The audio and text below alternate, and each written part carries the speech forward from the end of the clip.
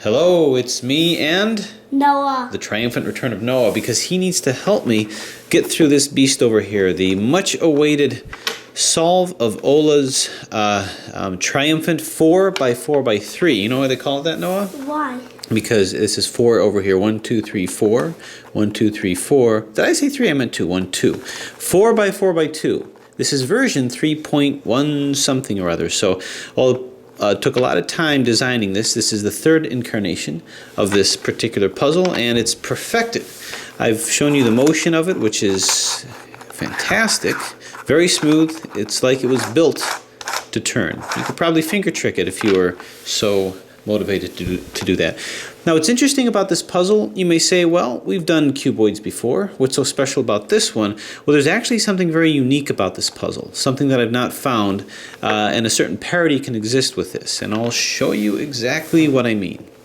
So we'll start off with just kind of a normal scramble here, just kind of go across here, and I'm actually going to demonstrate the scramble as well, instead of just magically making it scramble, because there's something very interesting about this that's different, that makes this somewhat unique. So turn. Now, because this is a 4x4x2, part of the scramble is going to be shape-shifting. Now, I'm not shape-shifting it yet, but I will. You know what shape-shifting means, Noah? What? It means that when you turn it, in certain turns, it actually comes out of the cube shape. Pretty exciting stuff, huh? So turn. Okay, so let's start doing a shape-shifting scramble. Let's make this all nice here. Okay, maybe a little bit like this. Okay, so shape-shifting means basically turn this over here, and then you can turn this, watch this. Bang, wow. So you change the shape. Now there's something kind of different about this. Now notice when I do that, we end up with extended portions, extended layers, those that I can't any longer turn. So this becomes kind of extended. So we can continue our shape-shifting scramble here in all directions. But what's different about this puzzle, what's kind of interesting, is these extended pieces here, normally, I don't have access to turning it, but every so often, you find yourself able to rotate these extended layers. Which is interesting because when these extended layers were stationary, it kept things fairly consistent within the puzzle. The fact that I moved it kind of broke symmetry a little bit, and that's going to have significance a little bit later on, which makes this puzzle very unique. Now try to guess what that means. Because right now I'm just basically, now remember when we did the 4x4x6, after a while I just had to move it like a 4x4. And I'm really just moving this like a 2x2. But every so often, like right here, bang, I can move these extended layers as one. Okay. What do you think, Noah? Scrambled enough? Yeah. Yeah. Is it time to start solving it? Uh-huh. Okay. So it looks like all jumbled. So because this is the kind of shape-shifting that obliterates a whole face, it's not single-segment rotational shape-shifting, it's entire side obliteration shape-shifting. The first goal that I want to have is to get it back to the cuboid form and then basically solve it like, you know, like a 3x3x2 kind of a thing. Generally, I have certain rules of thumb when I get it back into a cuboid form, but that kind of goes out the window. This is a kind of a unique property to it. So what I'm going to do is start a 2x2 solve by getting my centers, my 4x4 centers. Now, I don't have a specific face that I'm using, so let's start off with a signed face, white. So I'm going to start moving the white ones in here exactly like I would a 2x2. So here's a white side over here. So just move this down, across, and up, and get the other one here.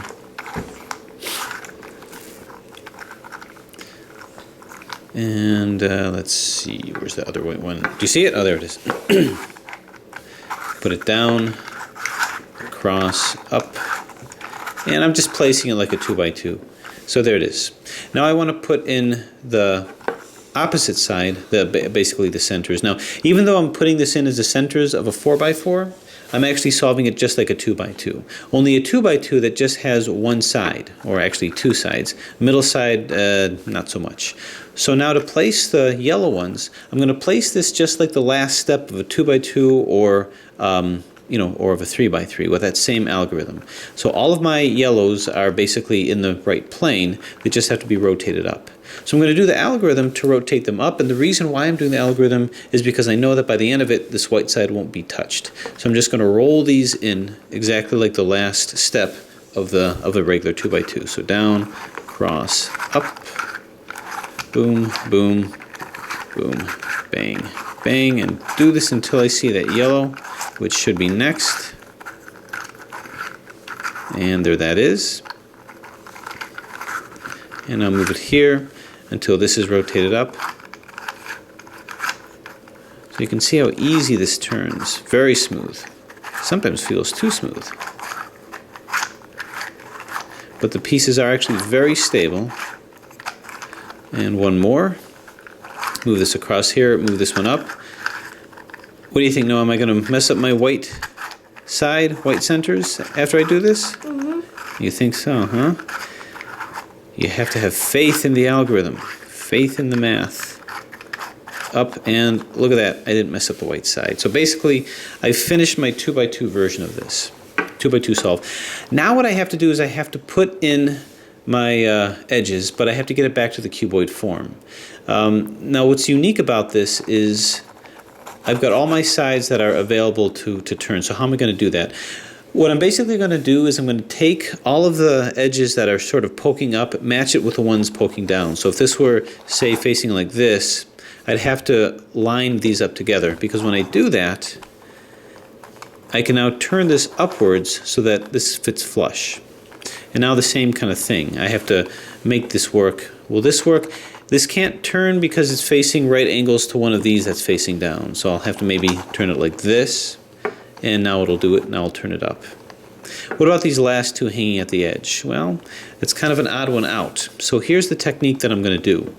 I'm going to look at these like these were corners actually, and these are going to be the edges.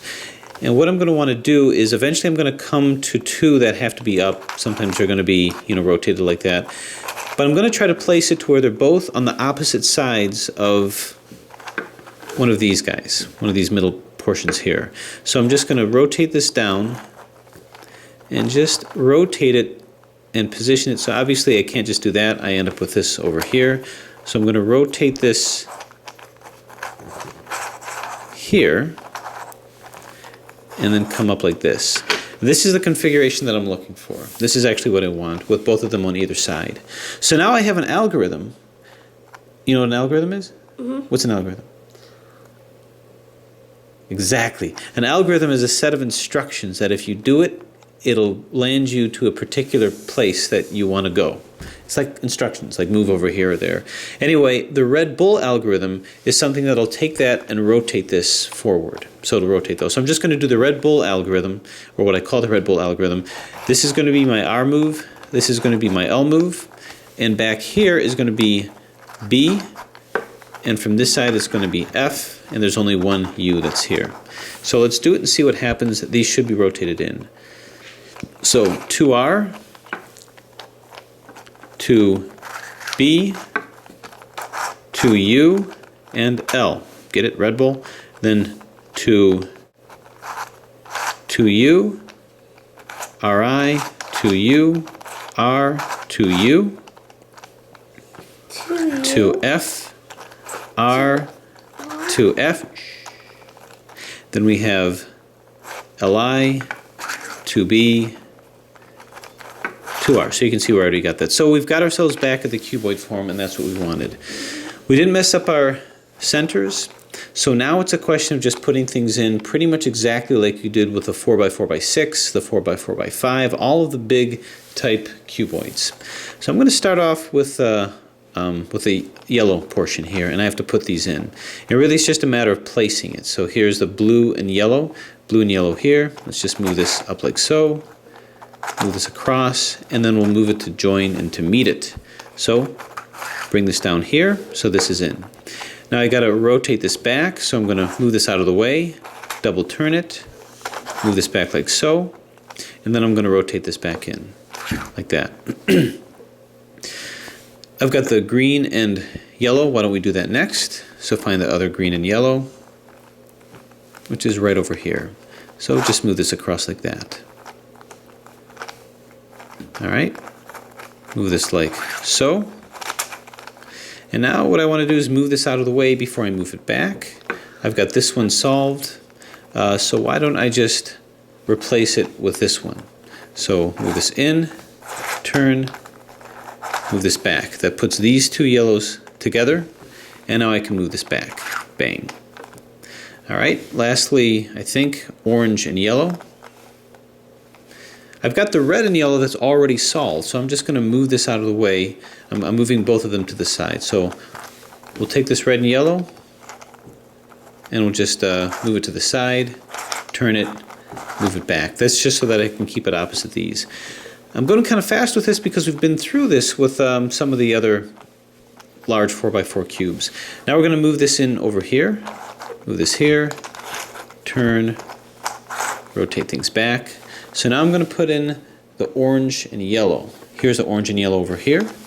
So just double turn this, move this in, there it is, and now I'm just going to bump it to over here to move it back. Turn, turn, turn, bang. Okay, so what I did is I put all of my yellows in, so now I'm just going to move that to the proper side here. I've already got the green and yellow here, so it goes just right to the green and yellow. Well, I know that purple is just opposite that, and this is the classic Rubik's Cube colors as requested, so this will move right into here. Now what just moves to the side? Well, let's use one of these corner pieces. So if my blue is facing me, the red is going to be just to the left. So here's the blue, so let's find the red, which is right here, double turn it, and there it is. So now there's only one more place for the orange to be, and bang. So see what I got there? Mm-hmm. Yeah? So all of these are in, we have our quote cross. So the next step is we put in the top. Now everything is where it needs to be in terms of being on the right level, we just have to move it in. There's two configurations that you can possibly get with this. The configuration that I have is the easiest of configurations. One is solved, and three are not solved. That's the easiest of configurations because all I need to do now is try to get these where they're supposed to be. What I'm going to do that is sometimes I'm going to be looking at these as though this is a center and these are edges. Oh, maybe I shouldn't block what I'm doing. That this is the center and these are edges on both sides and move it accordingly. Sometimes I'm going to look at it as though these were corners and moving it like this. Right now, because I don't have centers in yet, I've got to look at them as though these are extended corners. And what I want to do is move a red one, do a corner swap by putting a red one here and putting it here. So where is the red one? Okay, here's the red one here. I need to move this en masse to over here so that the red one can be moved into here. So I'm going to do a middle swap using these as middles and put it over here.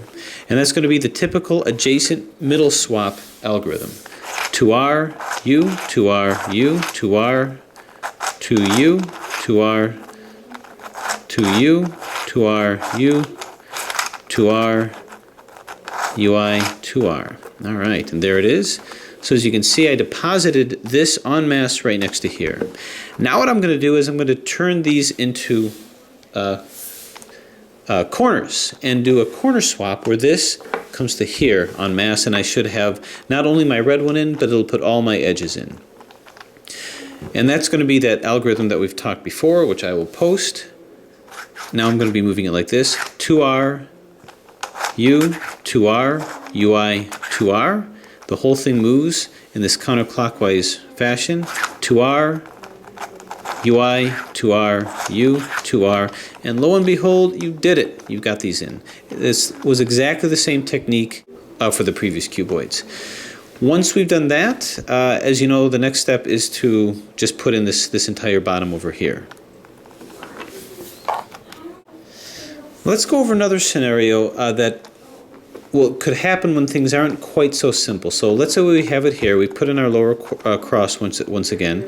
We have one side that's solved, and we have another side that's solved. We actually have two sides that are solved, just like this, and two that are not. Now you may say, okay, well, so what?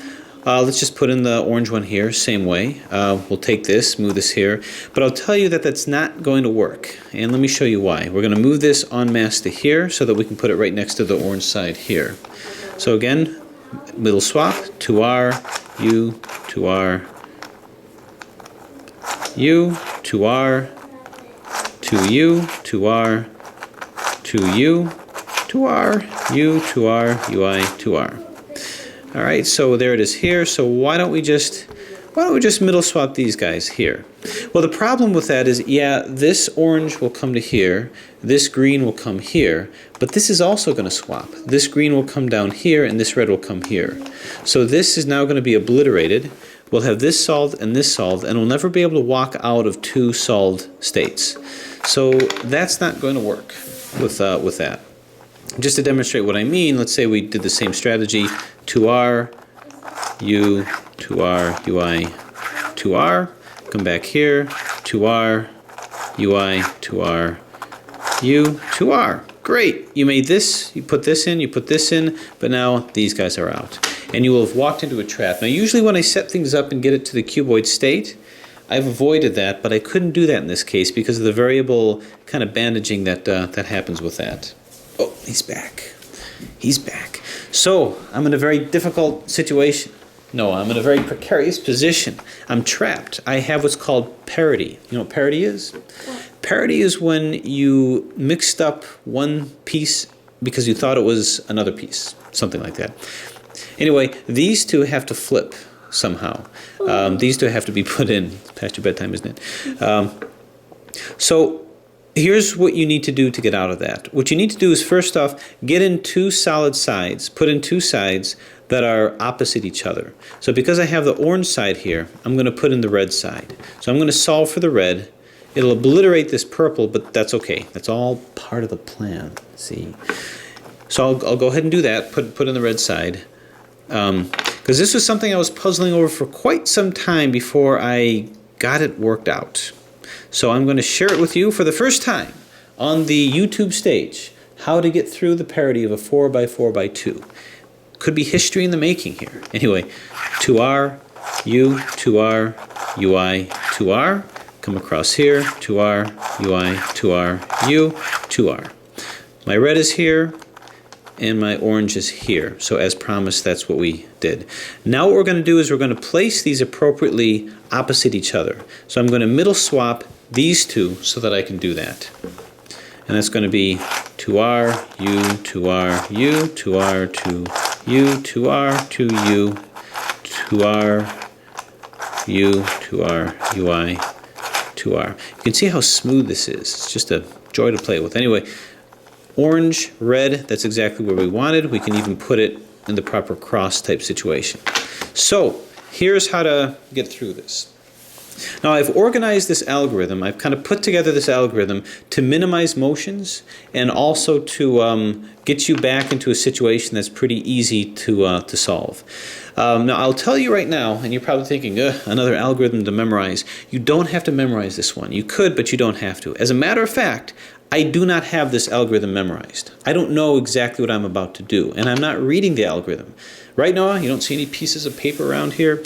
So I don't have this memorized because I'm going to look for visual cues that'll guide me through this. So the first step that you have to do is, basically what we're going to have to do is take ourselves out of the cuboid form so that we can reorganize these because they were put in inappropriately, and there's really no way for me to know that when that's going to happen.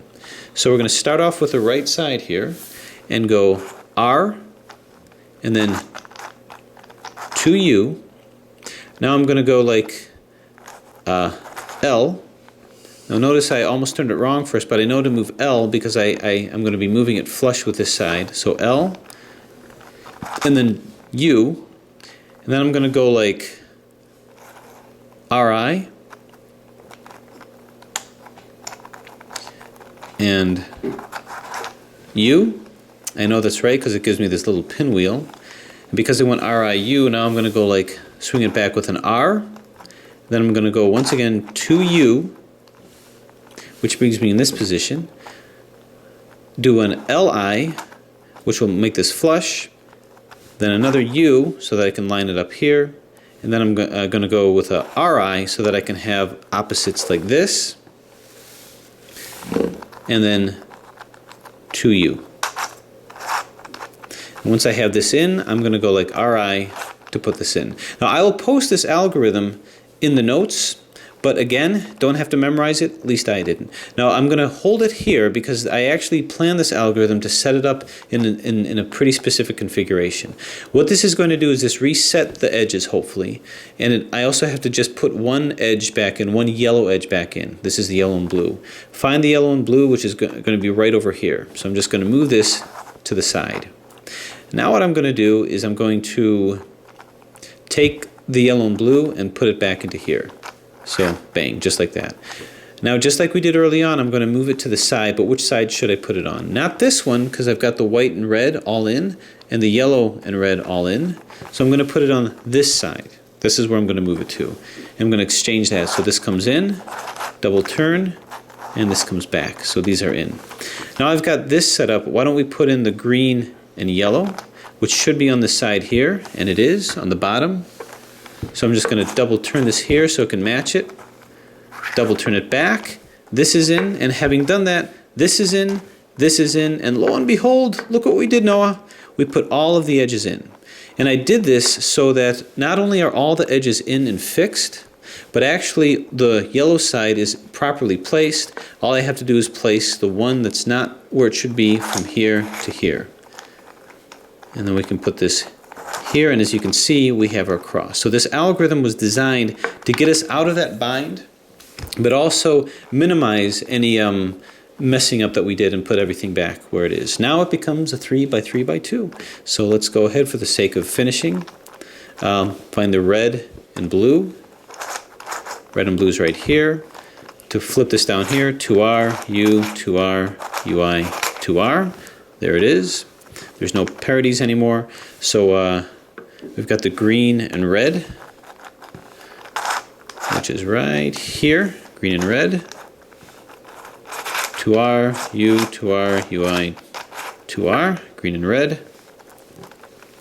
And let's see, how about the blue and orange? Blue and orange is right here.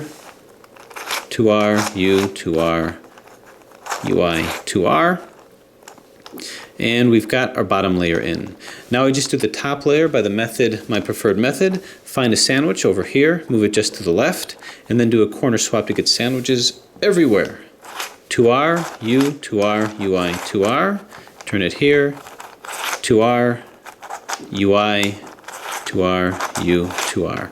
There is zero locking up with this puzzle. It's really very well done. Now we've got sandwiches, which means we have middles that need to be swapped. So we're going to swap these two. 2R, U, 2R, U, 2R, 2U, 2R, 2U, 2R, U, 2R, UI, 2R. These two are swapped. Now we swap these two. 2R, U, 2R, U, 2R, 2U, 2R, 2U, 2R, U, 2R, UI, 2R, and it is done. The first solve / tutorial of this fantastic 4x4x2 version 3.12, I think, by Ola Jansson, along with parity fixes and the like, which is a unique strategy, unique parody never before seen on YouTube or anywhere. So I would highly recommend getting this puzzle. As I've shown you, it's unique among cuboids. It's not just like a easier version of a 4x4x6. It has its own unique strategies. Hopefully this will help out and motivate you to get one of these yourself. Anyway, thanks for watching. Say good night. Good night.